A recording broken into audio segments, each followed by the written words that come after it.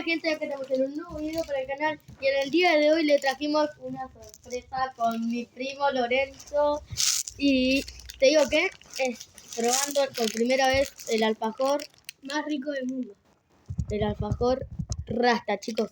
Bueno, vamos a probarlo, vamos a ver cómo es primero y le vamos a decir cómo es. Dejen en los comentarios si ustedes ya probaron el alfajor Rastra o no. Sí.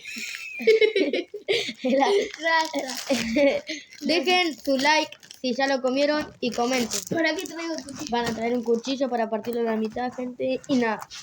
Y dejen su ID del pre, así jugamos juntos. Con Lionel FF y con Lorenzo FF. Con Lolo FF en realidad. También compramos chisitos. Tenemos jugo. Así que lo vamos a probar, gente. Acá tenemos el cuchillo. Vale. Ahí. Sí. Listo, gente. Para acá.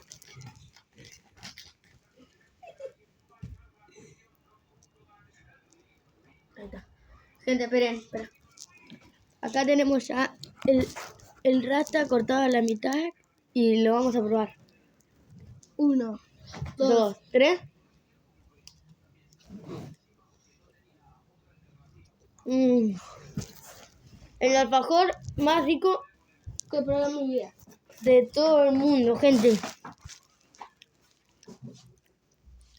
Chocolate está re rico.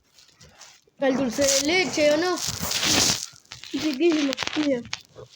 Mira cómo salió el dulce de leche. Riquísimo, gente.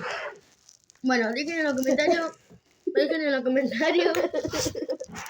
Y gente, Se lo recomendamos. te lo recomendamos mucho. Rastra alfajor de chocolate. Tiene más gusto. Pero, pruébenlo, gente. Hasta acá el video, gente. Los quiero. Bye.